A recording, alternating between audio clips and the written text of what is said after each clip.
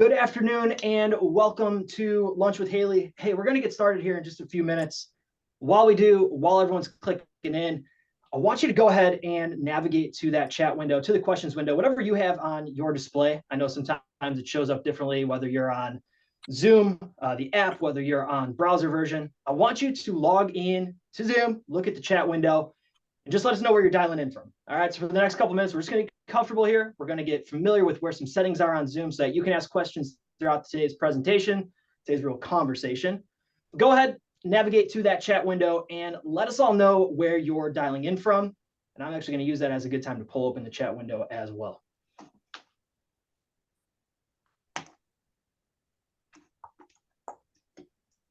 Okay, got that. Steve, I got to cover your face. Otherwise, I can't see the chat window over here, bud. Sorry about you. It's okay. Got about, I don't know, we'll call it 2 minutes, 3 minutes before we get started here. Shark, let's ask you a question, man, before we get started here. A little before the presentation, your favorite social platform right now. Talk to us. Favorite social platform. Oh man, that's a good one there. I am going to throw a curve here and say for me, for candidates and everything like that is Facebook. Yeah, I would agree with that. Anybody disagree with that? Facebook stories are rocking. Facebook stories, nonetheless. Mm-hmm. Gary V would agree with you. All right. Mm-hmm. Boy. Are you doing a lot of reels, Shark? Yes. Too? Yep. Instagram too. Yep. That's awesome. And have you tried shorts on YouTube as well? Mm-hmm. Nice. All of it. So we got some people dialing in here. While we're waiting, I want you to go through that chat window one more time and let us know if there are any podcasts that you're subscribed to from people who are speaking today. So we have some of the industry's top content creators on this episode of Lunch with Haley. Hopefully that's what brought you here. We'd love for you to navigate to that chat window and let us know one or two you're subscribed to so our team over here can get a good feel for who you already know and who needs to introduce themselves. And for anybody just sitting tight, we'll get started here in about 2 minutes.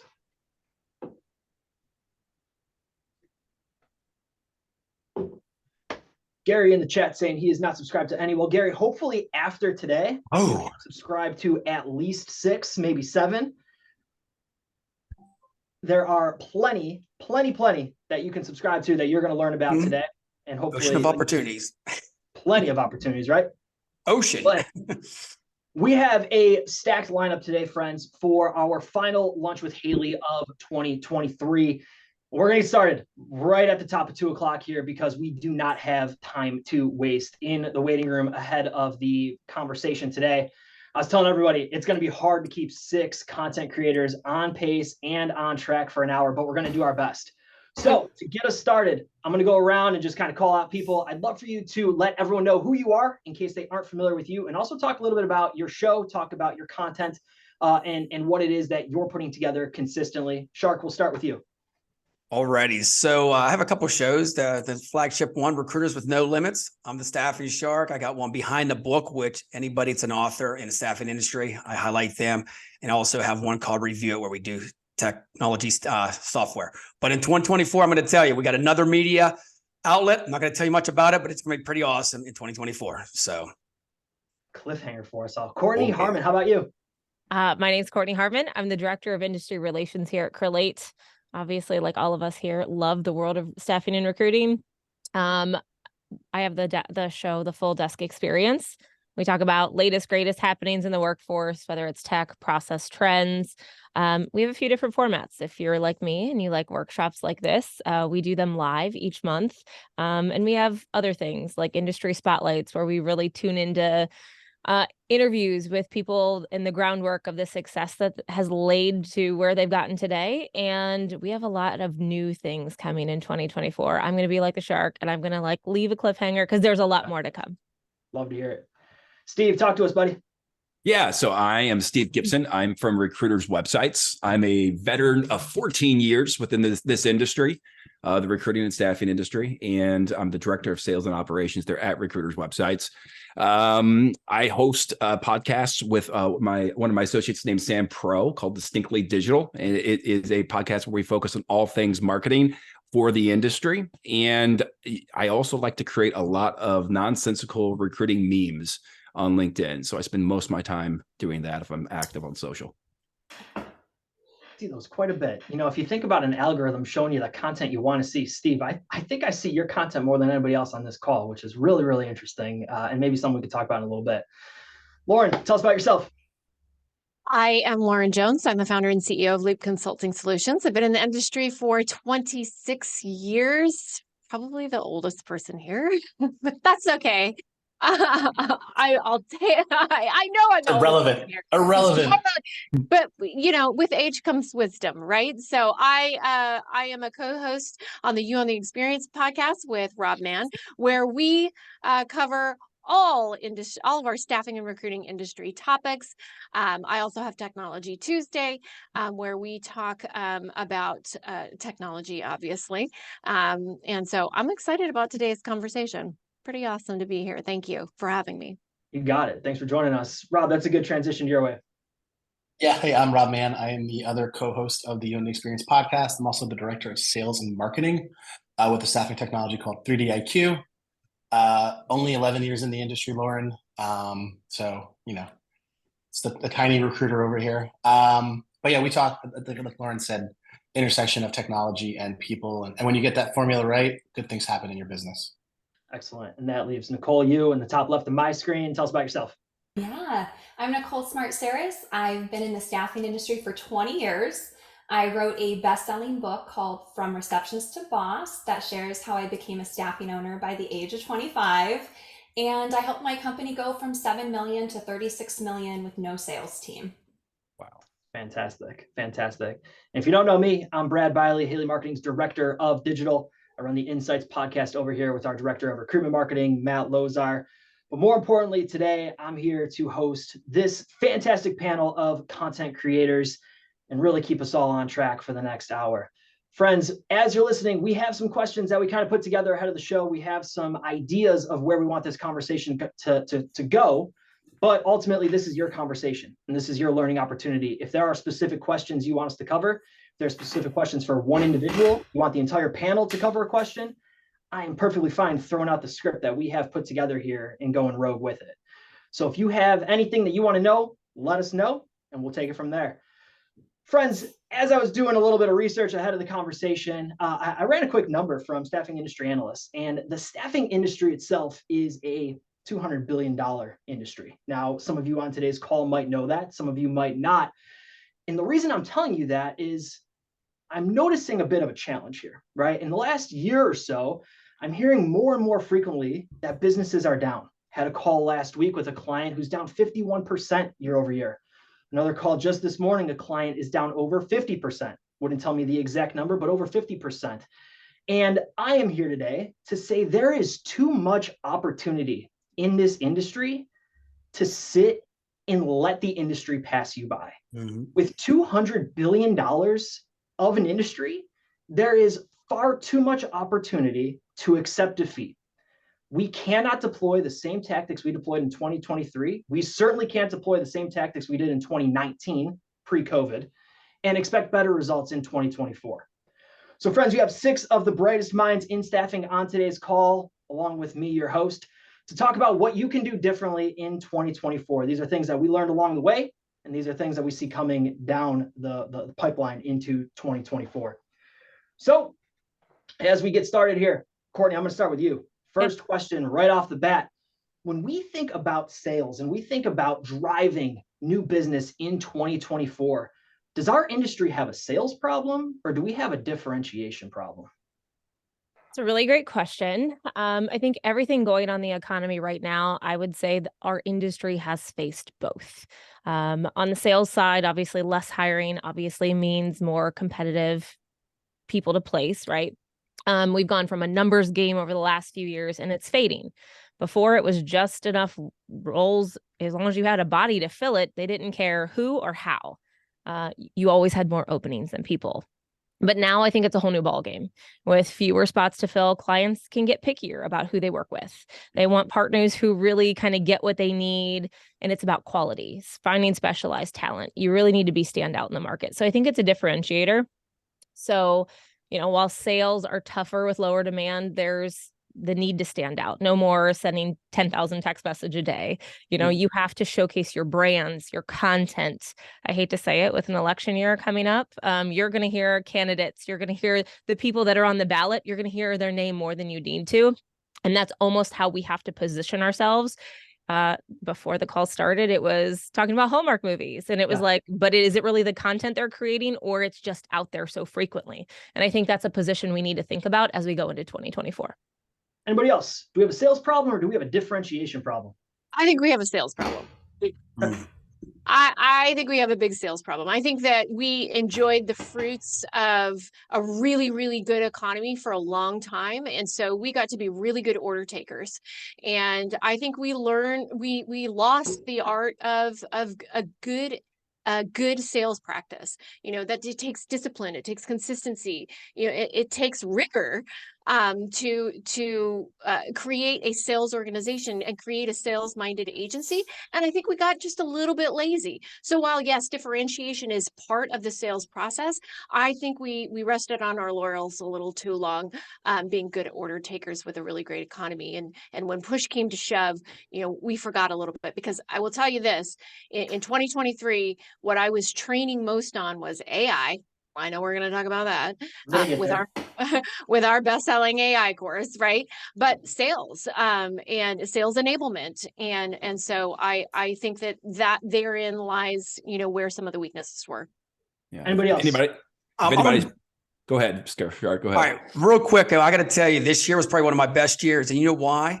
I went after the staffing firms that can't service. The number one thing that companies said you cannot service, and for the Shark, I'm like, dude, I can service you. One of my tips, I'll give you my cell phone number. On the weekend, text me. Boom, got a contract like that. So I took 80% of the market from another staffing firm, actually 5 of them in the area, because they didn't know how to service. So I think at the end of the day, we don't sell. It's all about communication and collaboration. You do that, the rest is gravy. And relationships. Oh, yeah, that's part of it. Of course. Yeah. I don't need to belabor this, but I think it's the together, right? Like, I think it's a sales problem, but the sales problem also is differentiating. And differentiating is also part of your relationship and being present. Like, the Shark is everywhere. You can't avoid that, man. Right? Sorry. That's a good thing. No, it's great. I'm happy. Like, I know you're successful because of it. And it's good, and it's helpful, and it adds value. But then you also go and you give people your cell phone, and that's relationship building. So you're in front of them and you have that relationship. Yeah. Part of what Nicole, I see. I'm going to come to you here. So you mentioned at the start of the call that you grew Star Staffing significantly. I think the number, if I have it correctly, and please correct me if I'm wrong, is 7 million to 36 million, while you were really in charge over at Star. How did that happen? That doesn't happen by chance. That happens through very strategic decisions and very strategic steps, right? Talk to us about how you grew that so significantly. Yeah. Well, when we were smaller, we didn't really have a budget. So everything was very do it yourself, which was fun to get so creative. So I attended between 1 to 3 networking events most days, just to build the brand and start to have those relationships out in the community. And that eventually led to a lot more referrals. And then I did some old-fashioned cold calling. So I did cold call 25 companies a day, and some days even more, depending on the business park. So still old-fashioned, traditional. And then we focused on becoming like really credible and winning as many awards as we could, and then promoting them. And then I sat on boards, became entrenched in the HR community. So you're seeing like a lot of relationships, a lot of getting out in the community. And then as we started to take off and we got a bigger budget, we were able to start investing in keywords and SEO. And then we started promoting case studies and the great results that we've helped clients with. And that led to a lot larger business. We improved our blogging strategy with writing 4 to 5 times a month. I started writing for our local papers. And then I also started my own newsletter that has over 500 subscribers. And then what we did is we leveled up, and we really became this huge resource for our clients. So we started an annual conference 2 years before COVID and then turned it virtual. And we're expecting about 600 HR leaders next year. And then we also host monthly webinars, which we're getting about an average of 150 HR leaders per month. And 60% is new leads. So it's become like our #1 lead gen tool. And then 40% is current clients. So we're able to stay in touch with them monthly through the webinar. And those might seem like small numbers, but we're actually beating our local HR association. So a lot of pride in becoming this huge resource to our clients and being seen as a partner and the go-to for HR. And then I just can't say it enough is, right, you can bring all the orders in, but if you're not filling them and you're not providing great service, that all goes away and you don't have that brand. And so we worked really, really hard, literally 24/7 to outperform for our clients. And so when they left to go to another company, they took us with them. So we were just constantly gaining new clients, and it just became reciprocal, like these referrals just coming in. So Sure. A lot more things, but those are kind of the key things. Yeah, a lot more things, but I think my biggest takeaway there is it's a huge network of what you did to grow, right? It's not just, oh, we did one email campaign, or we launched a blogging program, or, you know, we posted on LinkedIn a few times a week. It was a strategic effort to say, listen, I'm going to do this, 1 to 3 networking events a day on top of cold calling 25 people, on top of doing everything else. The biggest point that I had there was there's so much that goes into growth that you can't overlook anything. Yeah. Absolutely. Nicole. And just a multitude of things, right? It was like in the community, like cold calling, traditional. Then you also bring in like social media and virtual. And then we did a lot of obviously as our budget grew, right? As we were growing, we were able to invest more into our marketing dollars. Sure. And then we started doing more out of the home. So we did like bus ads and billboards and got really creative and fun. And then people started saying, who's doing your billboards? They're so good. And I'm like, oh, that's internal. So it's just been really, really fun to watch it kind of grow through the years, and then being able to see, oh, it wasn't one defining thing, right? It was a multitude of things done consistently over time that really led to this explosive growth. How much time, Nicole? How much time is that over? Gosh. I joined in 2009. We were still in like a recession, and we're 2014 years. Yeah. So, and we just got a sales team. So this is the year we got the sales team. So expect explosive growth. So, I mean, I wanted to ask that, because make that very clear, because I know I talk to so many firms that they don't. And one of the things about our industry is that it's so backwards in getting started on trying new things. You know, firms are very hesitant to do that and jump into, you know, new tools or new processes, or just kind of put their toe in the water. And then they want to see results immediately, which is not realistic in the way that it approached, but it's that long-term process that you've taken over the last 14 years of doing those small things, building upon the things that you know how to do really well within the industry, from recruiting and actually providing those services, and then building upon that. And I think that's such an important thing to stress, is that here a little, there a little, and building and progressing over time is what allows a firm to be successful like yourself. I think that's huge. So that's just awesome to hear. Thank you. We try a lot of things. That's my philosophy, right? Throw things, do it really well, see if it works, give it time, and the rewards have been outstanding. So I'm grateful for the autonomy and the creativity with the team.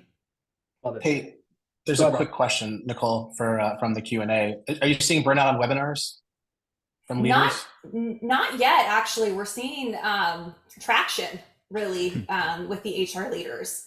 So every month we're getting more and more. And actually, I was just at this HR conference, and people were coming up to me talking about how great our webinars are, and we're their #1 source for HR content. And I said, oh my goodness, like that's one of the best compliments you can get. So I think next year it will continue to gain traction. And then I think we'll obviously have to continue to level up and, you know, keep the engagement going.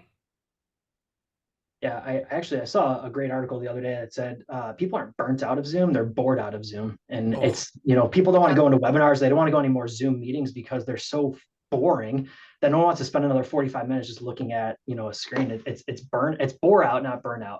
I'm going to keep it moving here. We're going to ask the next question here. This one's for Steve. What are some of the best recruiters doing differently to differentiate themselves? What are you seeing? Yeah. So for me, if we do look at like the top level recruiters, those guys that are billing, and I work a lot, just to kind of preface, I work a lot within direct hire, a lot of direct hire firms. So, staffing, recruiting, they obviously intertwine, but there are some distinct differences there in the way that they can be viewed. But some of the biggest billers that I see are the ones that are consistently implementing these new tactics, like Nicole was talking about, being active on social, being active in ball grading, creating content, sending newsletters, doing a little bit of all the right things.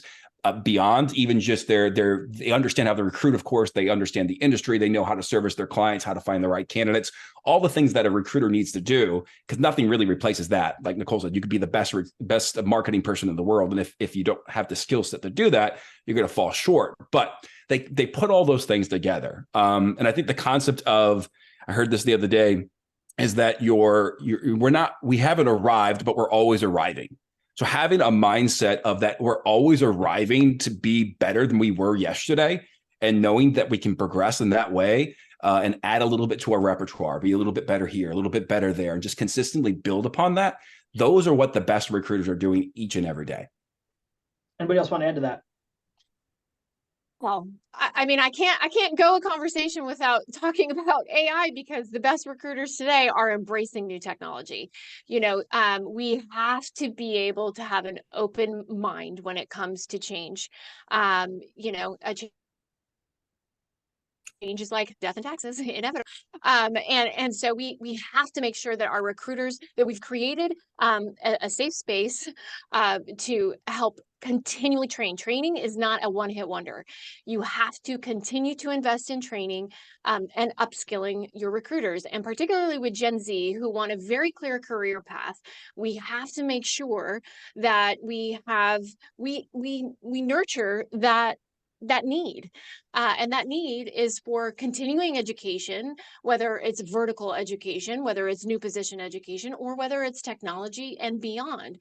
But, obviously the recruiters that I'm seeing this year that have this open mind about AI, 84% of recruiters said that they're really excited about AI. And yet, when you do the research and you look at what they're actually searching on, AI will replace my job. AI is replacing recruiting. AI is doing this. AI is doing that. So there's fear and excitement at the same time. And the way that you avoid that feeling is educating. And so good recruiters are embracing education and training and technology. Yeah, I love that, Lauren. And I want to elaborate real quick. I think we should also have the micro influencer recruiter in the community, doing the grassroots too. So I think a combo of both, just like Nicole said, get out there. I have beer coasters at the bars and restaurants with the shark on it, QR coded. Do that kind of stuff, but also add the AI, like Lauren said. You got a win-win combo in 2024. Yeah, and Shark, I'm gonna stick with you, right? So we're gonna talk about personal branding and really using social to differentiate the industry and differentiate the individual, right? So if we think about using coasters, we're going grassroots with it. We're going to that micro influencer level. You and I were talking on a podcast episode a week ago. I said, I don't want 1 million people to listen to my show. I'd rather have 1,000 people who absolutely love everything that we're saying, who are raving fans. That's what I want, right? And Shark, I think you agreed with me, but what are you seeing in terms of differentiating yourself that's working really well that individuals listening can learn from?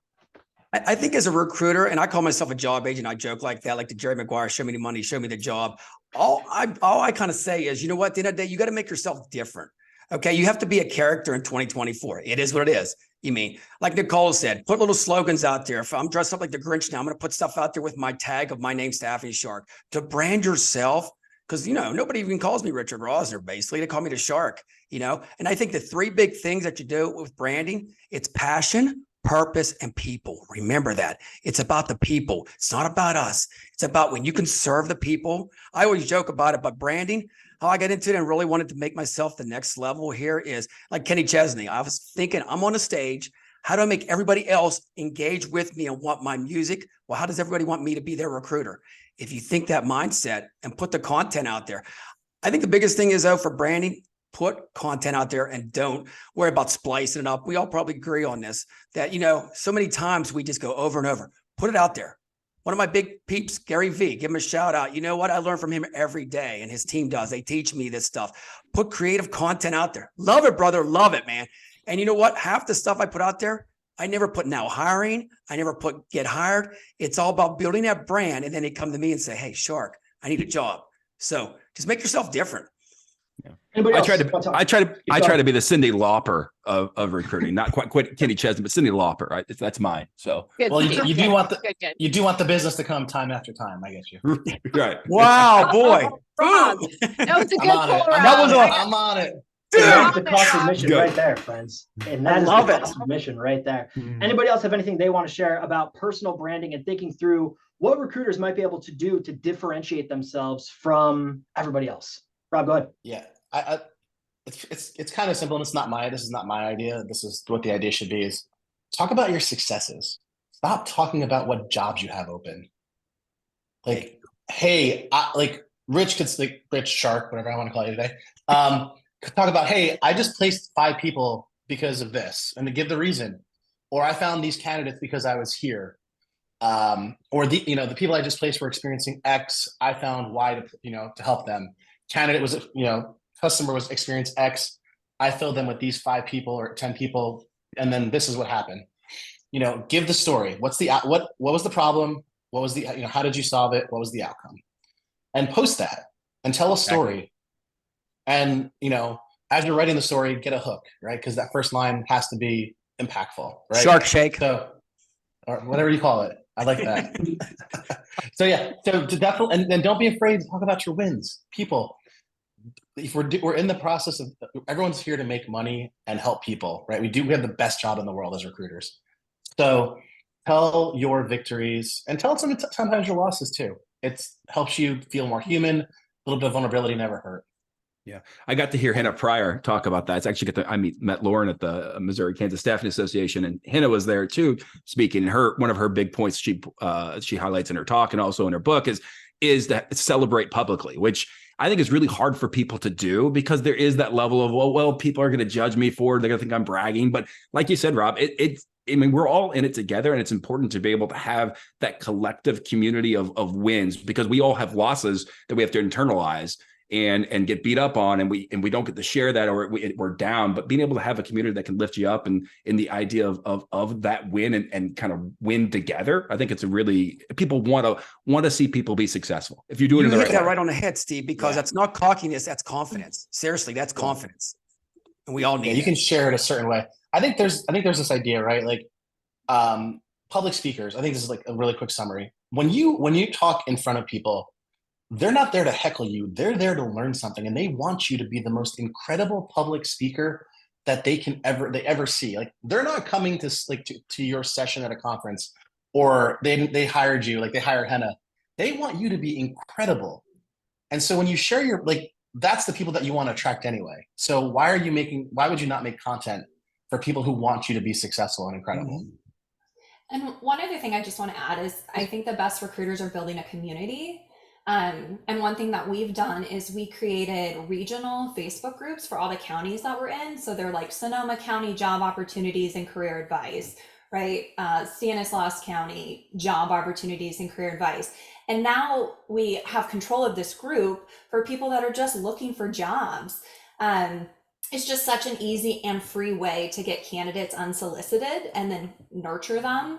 But you also get to kind of control the group of what's being shared. So we don't allow other staffing firms in, but we do allow employers, and now we're getting job leads as well. And it's just been just such a great opportunity to get a larger candidate base that we normally wouldn't have gotten in a traditional way. And then we're constantly nurturing, those groups. So we have active job fairs, like virtual job fairs, and putting out career advice as well, not just jobs, to keep people engaged. And so we have thousands in those groups. I love it. And I got to elaborate real quick. Anybody gets hired with me is my Facebook friend. I had him to Facebook. So there's my job database right there. 1,500 people in the last 4 years. So there it is. LinkedIn or Facebook, add them to there. When they need a job next time, they're going to be right there for you. I mean, seriously, that's a win-win. Anybody else? One more thing, and then we're moving to a different question. Let's do it. Lauren, you've mentioned AI a few times. We were going to save AI to the last part of the conversation. I'm making an executive decision, y'all. We're moving it right to the top here because you talked about it. I feel like AI could take the next half hour, And if it doesn't, we do have other areas that we want to cover. But I want to talk about AI in the general sense of, I don't even want to ask it. Is AI going to replace the modern recruiter?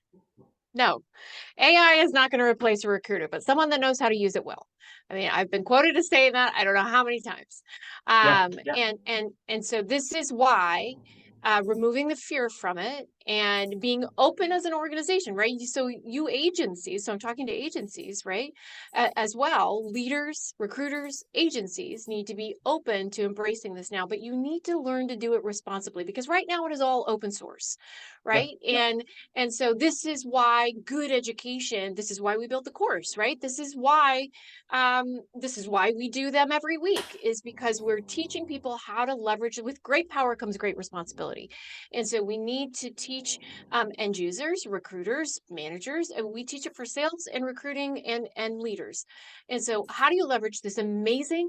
I believe this is the great equalizer.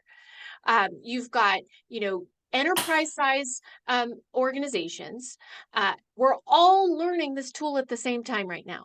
So I think it's this opportunity to level the playing field for small agencies to embrace this amazing technology to help give time back in your day, because time is currency in our industry, right?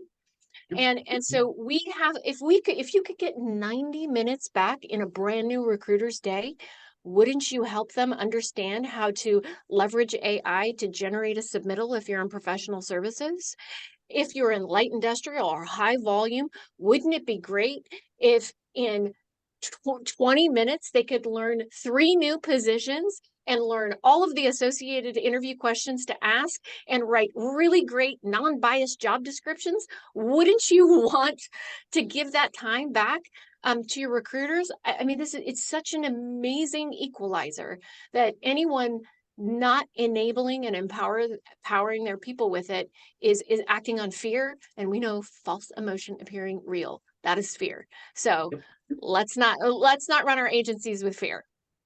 I couldn't agree more. AI to me is the intern, the assistant that I've always wanted, right? And I pay for GPT-4. So for $20 a month, I have an assistant at my disposal whenever I need them, right? And they're not going to get you all the way there, but it's going to get you pretty darn close, and it's going to get you pretty far down the line, right? Never having to look at a blank screen again. That's the way that I look at this, right? You never have to start an email from zero. You never have to create a blog from zero. If you don't know where to start, and you can use Perplexity, you can use Bard, you can use Claude, you can use ChatGPT, you use whatever it is that you want, but it's understanding which one of those bots, essentially, which one of those AIs is going to give you the best outcome. And so you've got to experiment, but again, you need to be taught how to leverage these tools responsibly. Yep, 100%. And I think real quick, the candidates right now are jumping in on it. They love AI. To be honest with you, they're on the app and all that stuff. I think the recruiters, like Lauren said, 100% we're still in that, the waters. We're like, oh my goodness, should we do this or not? But here, I got to tell you, recruiters, artificial intelligence, guess what that equals? Actual interaction. So you're the actual interaction part. Once you get the AI part done, then you can go and do the human connection and get them hired. It's a win-win. Let's go, guys. I think that as we go 24 months, 36 months from today, there's going to be the ability to look at your data set, whatever ATS you're using, whatever operating system you're using, and it's going to be able to tell your brand new recruiter or your best recruiter what the next best action is. Some of it's happening now, but it's going to be able to learn right from your system, right? So Salesforce already has this. If you're on Salesforce, right? Einstein AI can go in and look at your data sets and predict or tell you what the next best action is. As a recruiter, when I started as a locums recruiter, so physician staffing temporary. One of the most important things that we had to figure out was, and this is a very unique problem to locums, sometimes it takes 6 months to 9 months to get a doctor privilege at a hospital. As a new recruiter, I didn't want to wait that long.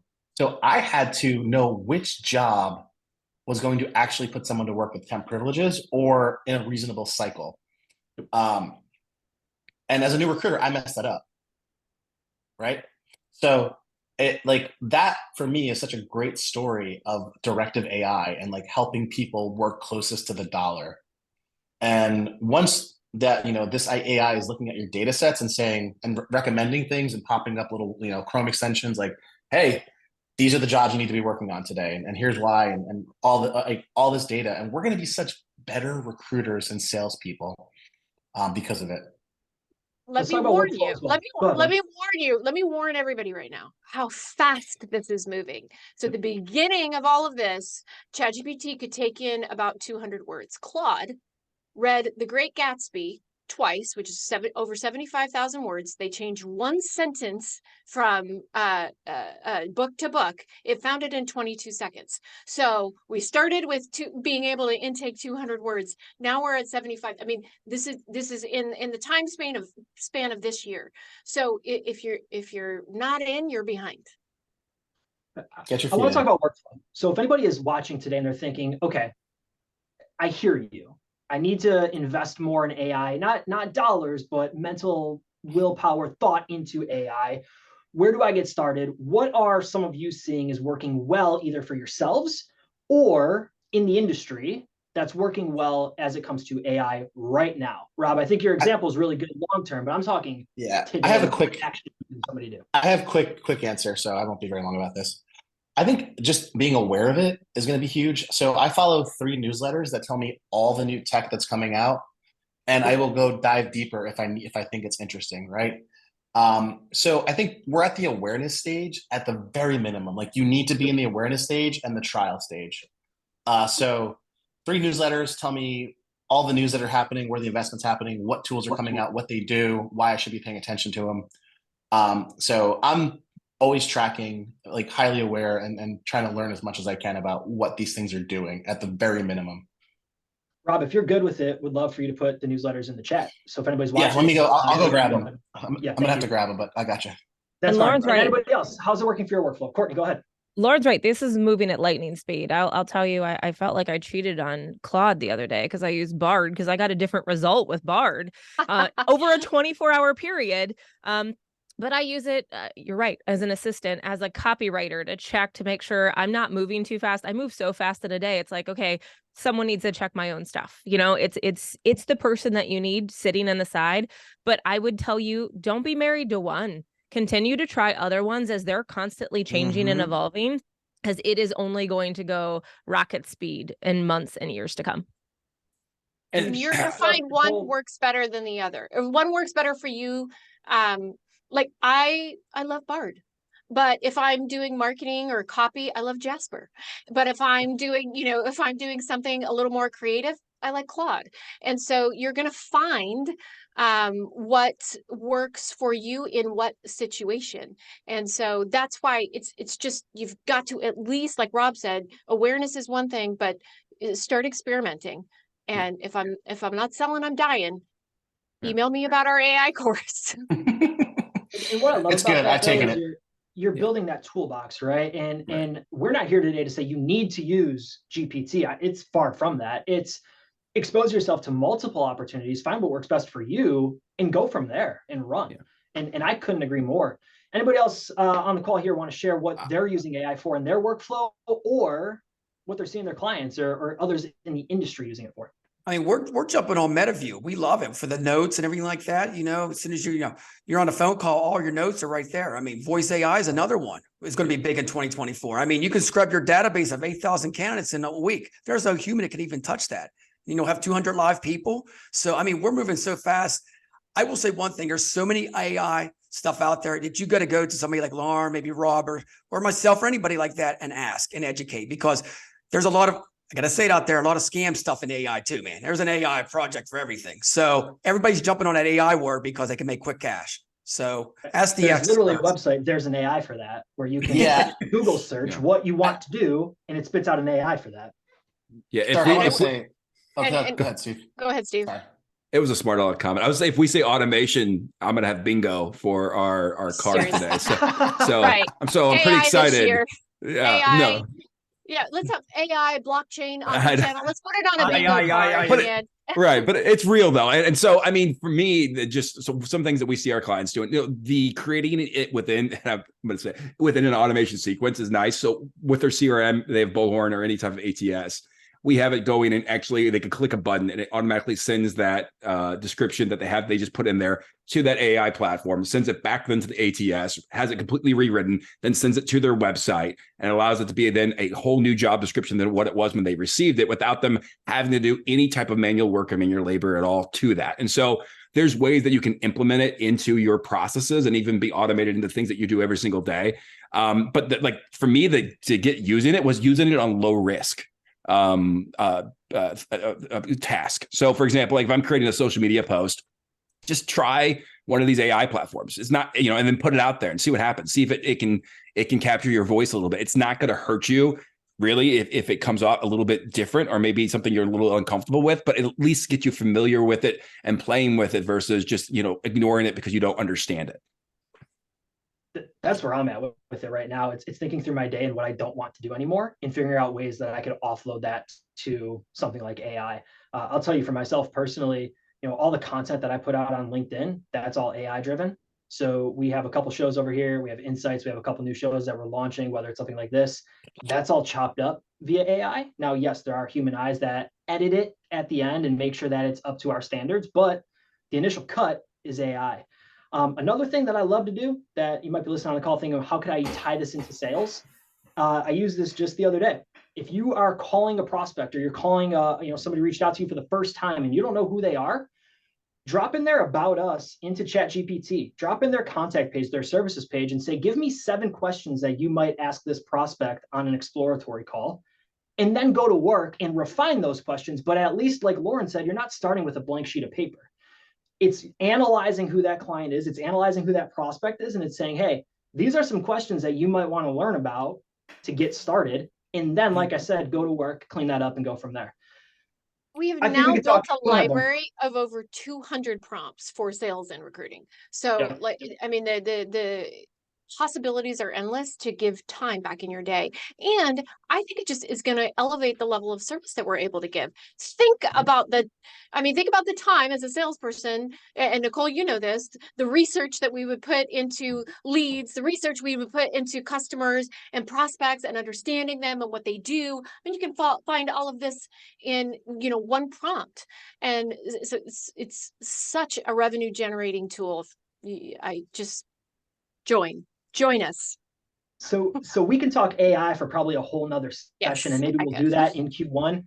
For sake of this talk, it's my job to get us moving. So I'm going to do that. And I want to talk about recruiting in 2024, if y'all don't mind, because we're coming up here. We got about 20 minutes left. Again, if you like what's going on here, you want to see more of it, use that chat window. There's going to be an exit survey at the end of this webinar. If you want to see more Lunch with Haley's like this style, let our team know. The only way to get more of what you want is to let the marketing team here at Haley Marketing know that you like what you're seeing. And hey, we'll do what we can for you. So I want to talk about successful recruiting in 2024. And Rob and Lauren, I'm going to start with you in thinking through how we might be able to improve the candidate experience. And please don't talk over each other. So one of you, I guess, rock, paper, scissors, whatever you want to do. But how might we improve the candidate experience in 2024? I'll let LJ go first because I'm way smarter to know that she's going to have a way better answer than I am. Smart man. Not true. Okay. Time is currency in our industry, right? And so we need to redefine what the metric is with candidates. It is no longer view to apply. It is engage to check. The first time we need to have a metric from the first time they engage with your brand to the first time they get a check. And our job is to minimize the arc and the time and the span of time between those 2 points. And so we need to leverage technology, we need to leverage automation, and we need to make it easy. And we need to meet the candidate where they are. And this is where I'll use the buzzword omnichannel, right? We have 3 generations in the work. We have 3 primary generations in the workforce right now. Millennials make up 75% in 2025. But Gen Z is right behind them. And so, and don't forget us Gen Xers, right? But Those are all different types of communication. So that means you need to meet the candidate where they are, and you need to be easy to work with. We have consumerism that we've become really good post-COVID at consuming, right? We got on our little phone and we got tons of crumble cookies and anything from Amazon that we wanted. And so the consumerism experience is coming into the job seeking experience, which means, again, we need to make it easy, frictionless, and we need to meet them where they are, period and full stop. Yeah, friends, if you don't think Amazon has screwed up the way we think, you can literally look for an item, swipe to buy it, and it will be on your doorstep tomorrow afternoon. And that, while it's in consumer goods and not staffing, your candidates are expecting the same rapid behavior from your organization. Even though it's, a different world, they've trained us to think like this. So, Lord, I couldn't agree more. The Amazon effect is very real in this industry. Rob, go ahead. I think you want to, you know what? I want to hear from Kortney. What she thinks. Sorry, Court. I'm calling you out. No, Yeah. you can go. No, you go. Rob raised his hand and said, Kortney, you tell us what you think. Nothing like making, here, you go talk. I haven't been in recruiting directly in a long time. I have placed people, but you've been in the game much more recently than I have, girl. I think it's really, I don't disagree with Lauren at all. It's about engagement. Yes, it's about getting them through the process quicker, meeting them where they are. I hate to say it's as basic as, hey, are you being completely engulfed in their industry? Are you going to, what industry you're in, your user groups? Are you speaking at their conferences? Are you every place they need to be? So 100%, I think you need to be where they are, but I think it's about engagement. People also, that Amazon effect has gotten people, well, I don't have to do this I can get it by a push of a button. I can get a job by the push of a button. I can go recruit someone by a push of a button. But it's not truly all that.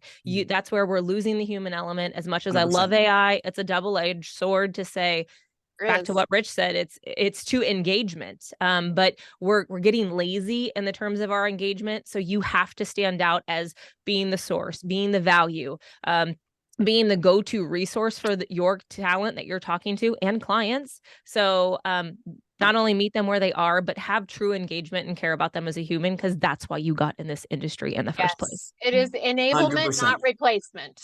Right. It's so key. And so, guys, are you ready for this? So we say engagement, but do we really engage? I look back on this and I say engagement. We just say that word.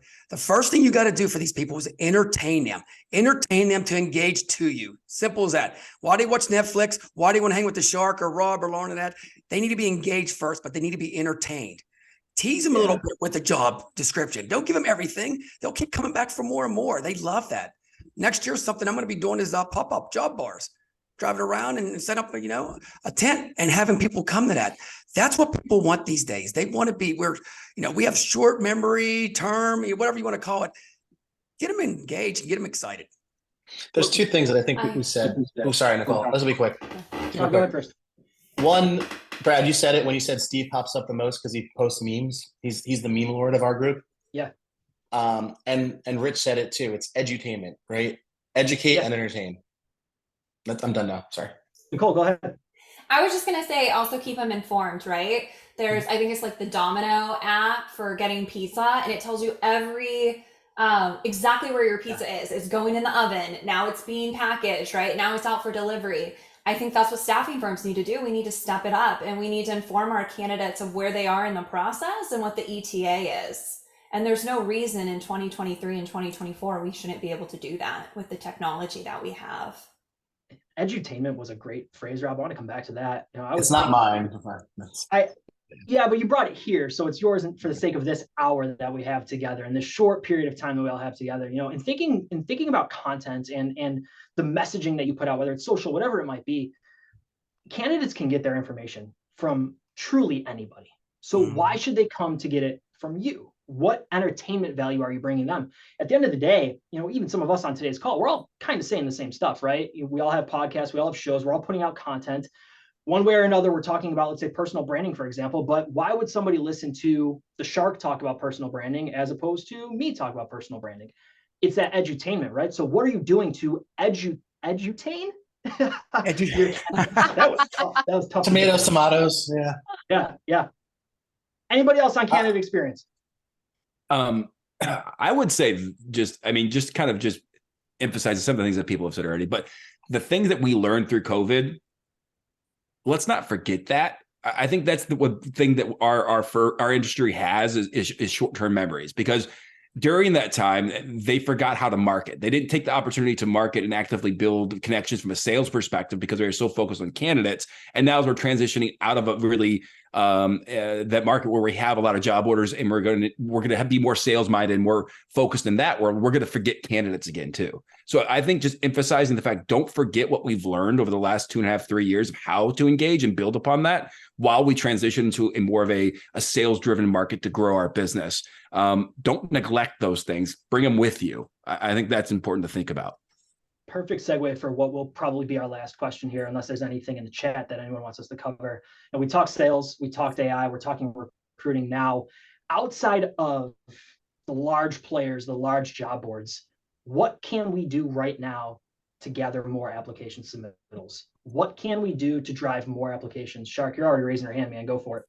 It's all social platforms. I see what's out there. So many recruiters are on LinkedIn. If you're just on LinkedIn and that's it, you're losing out, my friends. You got to get on them all. I swear to God. Seriously, Yelp, if you're doing restaurants, I mean, they're all great. And you know what? And there's so much automation now that you can push stuff out at given times. I got stuff for Christmas ready to drop, next week, and I don't have to touch a button. So make some content and have fun with it. I think the biggest thing that we can all agree on here, if we make it fun for ourselves, we're going to make the candidate have fun, and they're going to stay with you.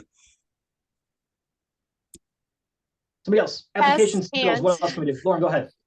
Well, so we know, just the data tells us that those agencies that create a referral culture, right, are the ones that come out on top.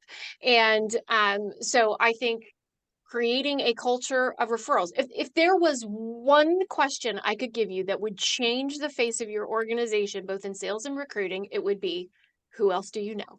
Mm-hmm. If you ingrain that in recruiters and salespeople and leaders, and that's what they end every conversation with, I guarantee you will see an increase in sales just with that one change. Yep. And don't pay them any money either. Just go straight up and say, hey, can you find me anybody? They will for free. I agree. I agree. I just think you have to have that's part of the culture of creating an incredible experience. Mm-hmm. Those two things go hand in hand.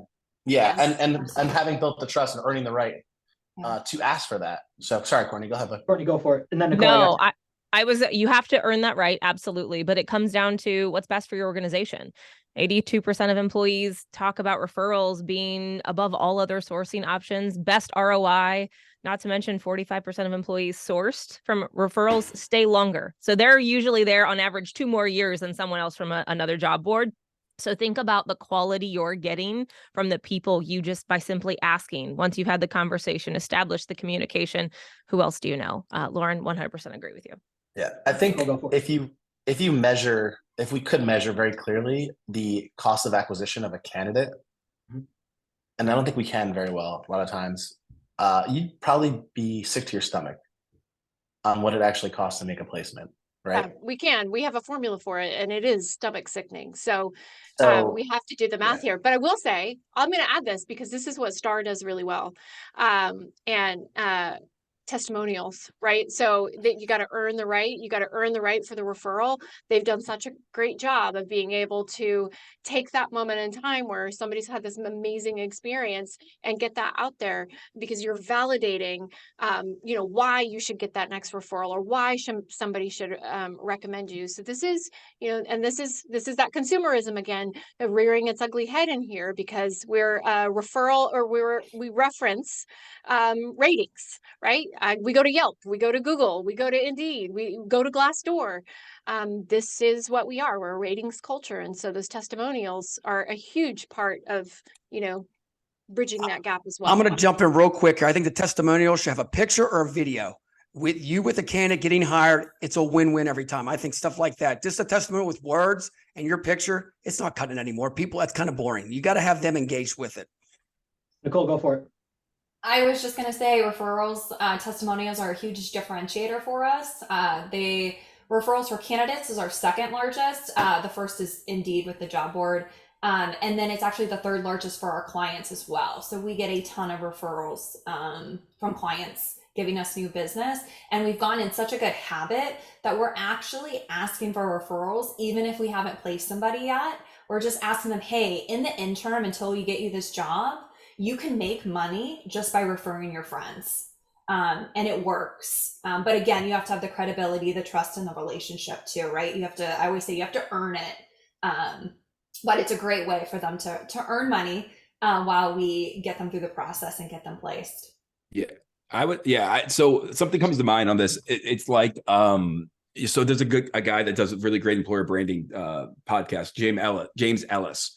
And it's almost like taking that employer branding mindset that they have, engaging their employees, building up so the internal communication, the external communication, and thinking about that with the candidates that you've engaged with through all the years, using your database to be able to have just a plethora of individuals that you have been connected with your business, have been familiar with your brand, that you have engaged with at some point that maybe you didn't get a chance to make a placement with, but you can keep them engaged in your brand as a staffing firm and as an organization.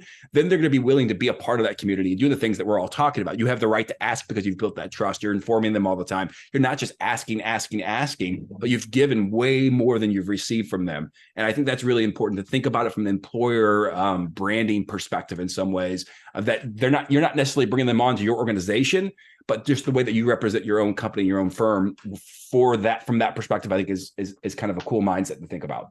Mm-hmm.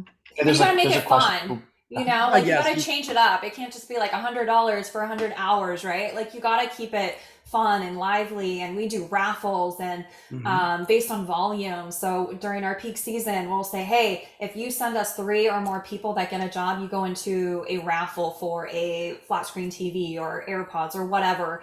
And those seem to be the best. And we just keep up, again, like our thing is like, let's keep doing it better. Let's keep up leveling. Let's make it more fun. And what do they want? So we also survey everybody like, hey, we're working on this. What do you want to see? And we'll get it done for you. So we had a question come into the chat. And if it's good with everyone, I'm going to do kind of like a rapid fire and segue right into our rapid fire close out of here. So Katie asked if you could use one channel or avenue for advertising for client prospecting, lead generation, where would you go? So rapid fire, that's the question. Nicole, we'll start with you. LinkedIn. That's my number Rob. one. I would say LinkedIn, but dependent on the vertical. Steve. So, I mean, I don't know if this is limited to social media or just platform in general. I would use, for me, make Google. The rules here, Steve. So yeah, if I'm, I would use search engines and YouTube being part of that. Kortney. LinkedIn, but I agree with Steve on YouTube as of, recently and where we're going, but LinkedIn is my go-to. Shark. Facebook. If you like their profile, you'll be the top client at the end, top fan. Guess what? I'll look at that. Got the client then. And Lauren. Oh my gosh, there's like 100 tools. I like LinkedIn, but if you really want to use technology, you got Ample Market, you got SourceBreaker, you've got all of these tools at your disposal. You've got Pager that's coming in with new client aggregation. So there's so many technology tools and sales enablement tools and sales enrichment tools. So if you have questions about them, let me know. Brad, you gotta when you ask Lauren a question, you have to say no data. No data. Sorry. No data. One word answers only from this point forward. One word. Yeah, you have to be very specific. I love it, Rob. You're allowed to say that, aren't you? She's got the data to back up whatever she says. For me, if I had to pick one source, I'm going back to our current and past client database. Current clients. And that's exactly where my brain went, Brad. More to our current clients and having better conversations with our current clients. And I'm going back to the people who worked with us a year ago that don't anymore. And I'm figuring out, hey, what's going on in your business? And I'm having a good conversation. That would be my pick. Okay, another rapid fire. If you have any questions in the chat, we're going to do a rapid fire style until we get out of here in about 5 minutes. I want to know one book that fundamentally changed your life. And I'm going to go in the reverse order of what I had last time. So Lauren, I'm going to start with you. That changed my life. How Women Rise. Steve. Anything by R.L. Stein.